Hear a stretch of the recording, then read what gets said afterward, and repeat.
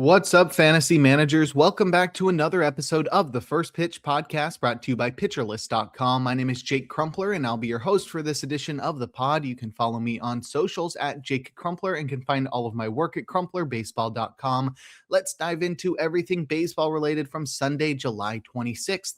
We'll start it off, as always, with the transactions, injuries, news, and notes from around the league, kicking things off with the bad news as outfielder Cody Bellinger was placed on the 10-day IL with a hamstring strain. Bellinger is undergoing further testing to determine the severity of the strain, but he'll miss at least a couple of weeks, opening up a platoon in left field for the Yankees for outfielder Spencer Jones, who was recalled from the minors in a corresponding move. On the short side of that left field platoon, replacing Cody Bellinger, will be Max Schumann. Next, we have starting pitcher Mike Paredes, who was placed on the 15-day IL with an oblique strain. Paredes is likely to miss 3 to 5 weeks with that strain. He had already been removed from the rotation and replaced by Kendry Rojas as the Twins' swingman. So with reliever Cole Sands returning from the IL in a corresponding move, he will replace Paredes in more of a traditional relief role. Sands missed the past 3 months with a forearm strain, and having missed so much time, Sands is going to need to reestablish himself as a high leverage reliever for the Twins.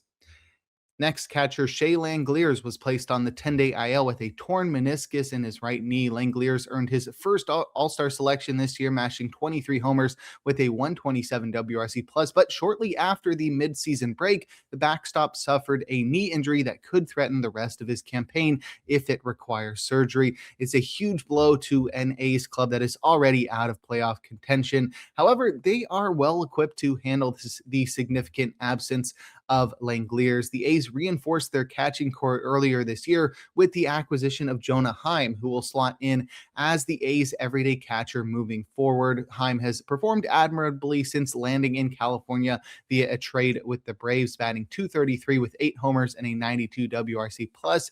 And in a corresponding move, Brian Serven was recalled from the minors, and he'll be the backup to Jonah Heim in Sacramento. In terms of transactions, starting pitcher Connolly Early was traded by the Red Sox to the Nationals in exchange for third baseman Curtis Mead.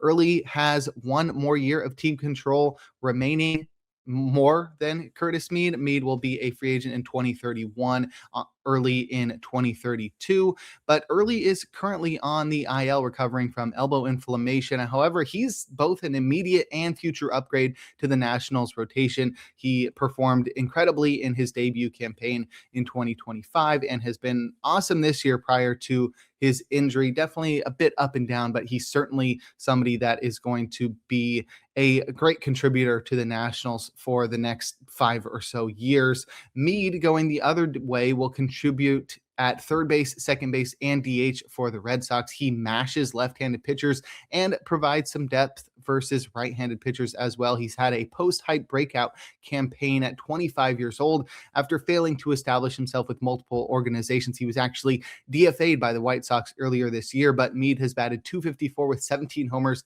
and a 134 WRC+ on the year. Definitely a surprising trade, but a win-win potential for both sides. With Mead out of the Nationals lineup, they recalled Brady House from the minors. He will be the Nationals' everyday third baseman moving forward.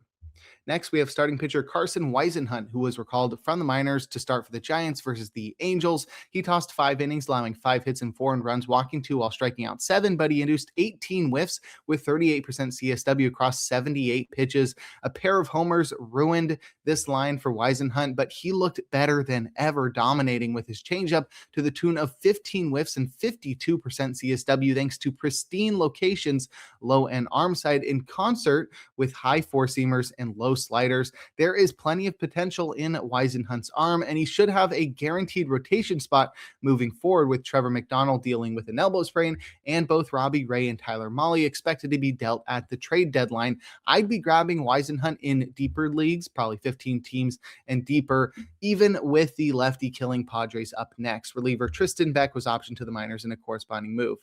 Next, starting pitcher Connor Prelip was activated from the 15-day IL after missing a couple of weeks with a finger blister. He started versus the A's, tossing 5 2/3 innings, allowing 2 hits with 1 earned run, 1 walk, and 5 strikeouts, inducing 9 whiffs with 24% CSW across 72 pitches. With a blister affecting Prelip's ability to spin the ball, he instead incorporated a sinker 18% more often than usual to throw fastballs, sinkers, and four-seamers 57% of the time. It somehow worked as he threw just enough curveballs near the zone to remain competitive. However, with Prelip's signature slider being thrown just 9 times and secondaries combining for 48% strikes, I worry that the blister will affect Prelip too much to dominate a stronger lineup than the A's on the road here. Prelip's fastballs are not his strong point and are unlikely to carry the load in Seattle next. Reliever Jack Anderson was optioned to the minors in a corresponding move. And lastly, starting pitcher Ranger Suarez was activated from the 15-day IL after missing a couple of weeks with an adductor strain. He started versus the Blue Jays, tossing 4 scoreless innings, allowing just 4 hits, walking nobody while fanning 6. He induced 6 whiffs with 31% CSW across 64 pitches. And Suarez was limited in the pitch count category in his return from the IL as expected, but he looked like his typical self while dominating across 4 frames. Suarez will get a real test of his health in LA against the Dodgers up next. Reliever Alec Gamboa was optioned to the minors in a corresponding move. And in terms of news, relief pitcher Jose Urquidy is expected to be traded by the Pirates to the White Sox in exchange for minor league reliever Felix Doroteo.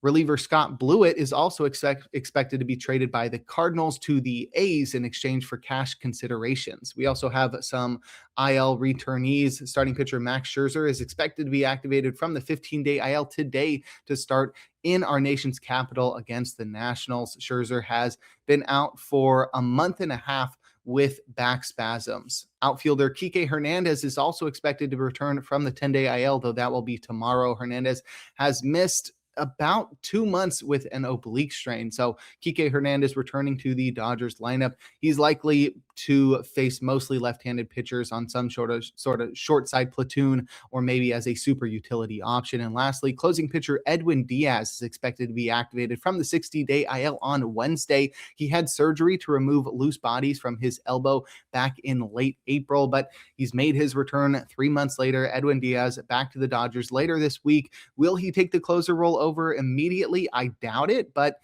I think the Dodgers will eventually want him to take over that closer role. That would free up Tanner Scott to pitch in more high leverage situations. And I think if you have Tanner Scott, you will be fine holding him because I think there will be enough wins and save opportunities to go around that Diaz and Scott can split them. And I don't think Diaz will take over that role immediately. However, I do think that if you can trade Scott at pretty close to full value of him being the Dodgers closer currently, then I would definitely try to deal him before it's too late.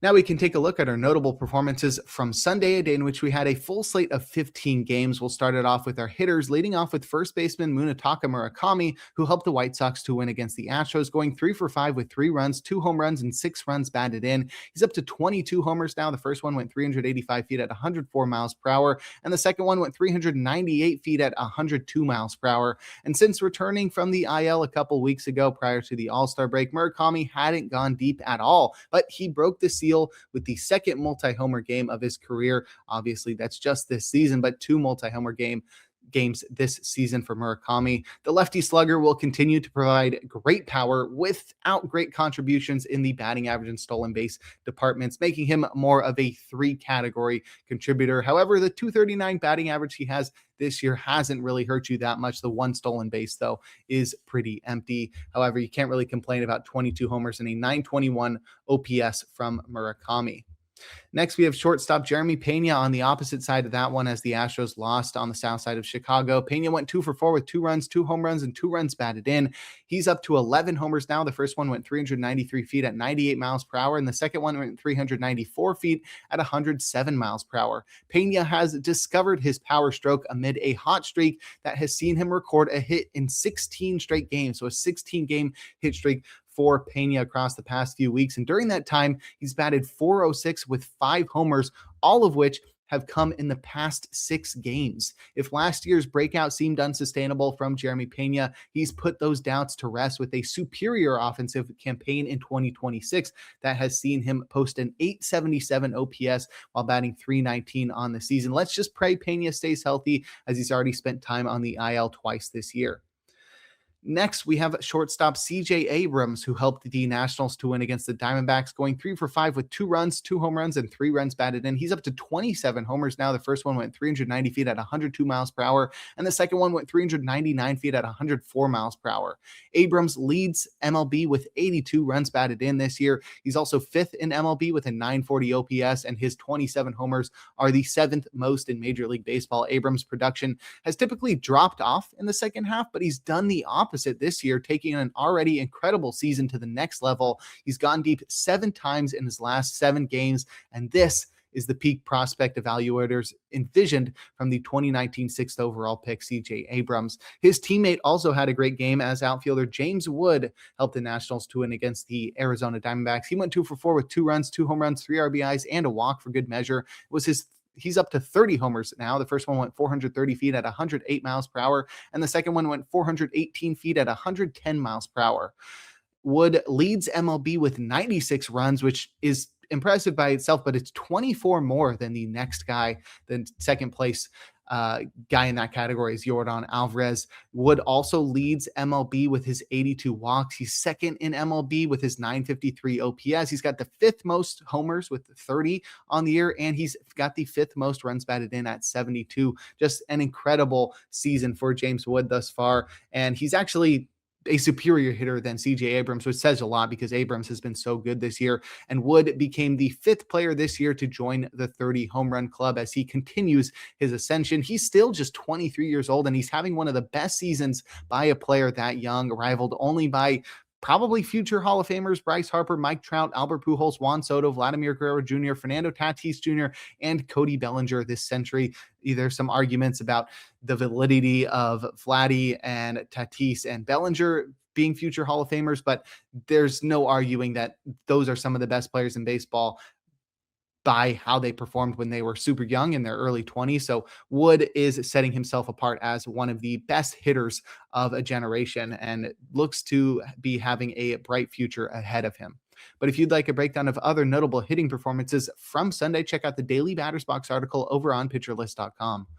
Now we'll head to the mound and check out some notable starting pitching performances, opening with Jacob Misiorowski, who helped the Brewers to win against the Rockies, tossing 5 innings, allowing 1 hit and 1 run, walking nobody while fanning 12. He induced 26 whiffs with 41% CSW across 83 pitches, and Misiorowski earned the Golden Goal as he led baseball with those 26 whiffs to earn the Gallows Bowl, and he earned the King Cole by leading baseball with that 41% CSW. You really have to talk about him every start because he's just been so absolutely incredible this year, and this start was just another one where he continues to break records and exceed expectations. Or I don't know how he can exceed expectations after he's done so much already, but he continues to do so. Misiorowski set the Brewers franchise record with 7 consecutive strikeouts to open this game. So there's your record. And then exceeding expectations. This is a guy who's had incredible average fastball velocity, usually around 101.5 miles per hour. Yesterday, Misiorowski averaged 102.8 miles per hour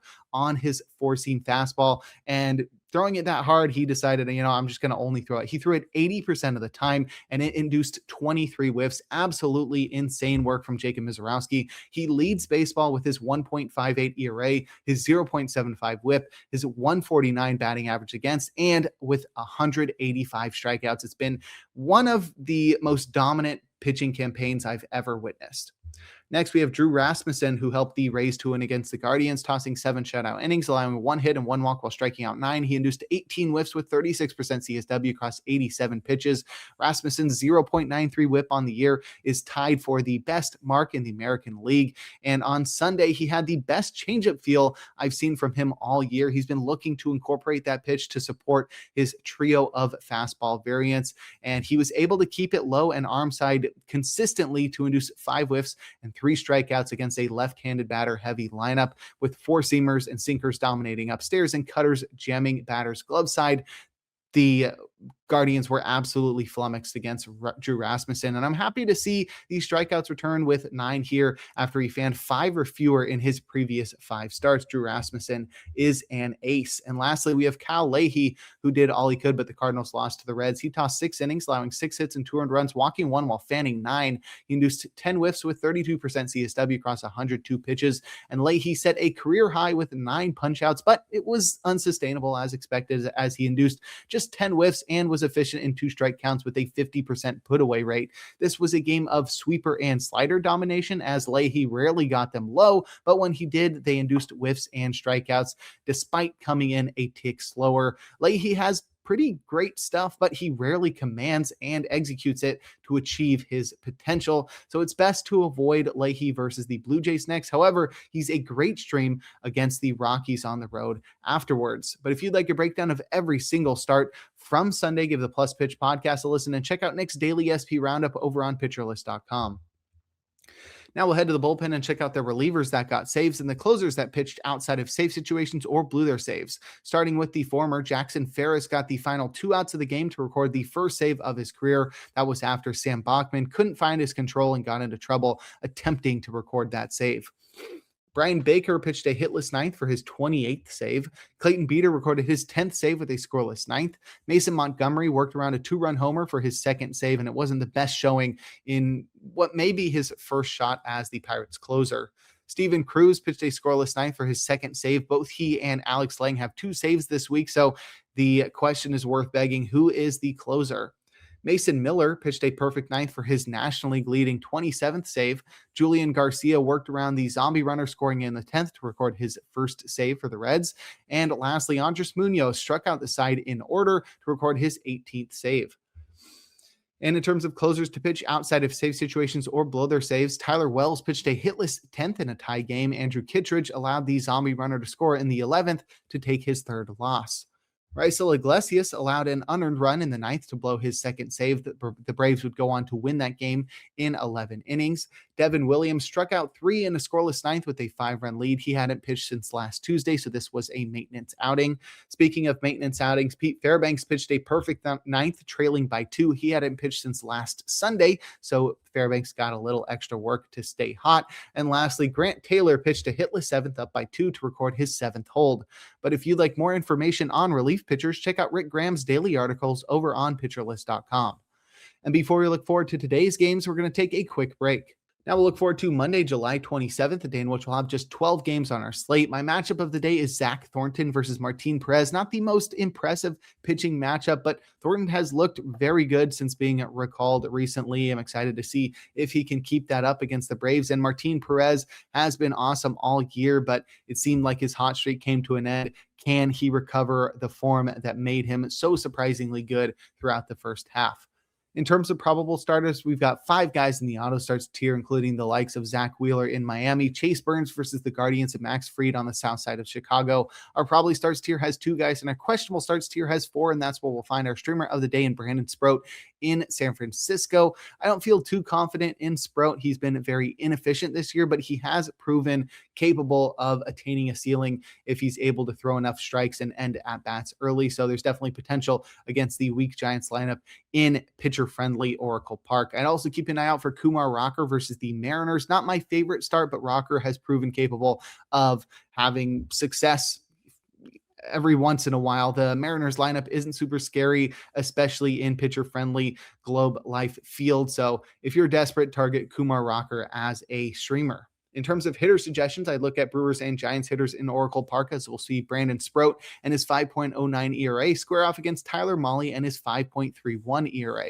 I'd also target Guardians and Reds hitters in Great American Ballpark. It's one of the best hitters parks in baseball, and we'll see Slade Ciccone square off against Chase Burns in that one. And lastly, I'd target Red Sox and A's hitters in Sutter Health Park, one of the most friendly offensive parks. We'll see Peyton Tolley square off against Jack Perkins in that one. And now we can close things out with our relievers to watch. We have just one. Clayton Beeter has pitched on back-to-back days, so expect Orlando Ribalta to be the temporary closer for the Nationals on Monday. But that'll do it for today's episode of the First Pitch Podcast. Make sure to head on over to pitcherlist.com to check out all of the great articles and features we have on the site. Sign up for PL Plus or PL Pro to gain access to the Discord and to support the Pitcher List staff.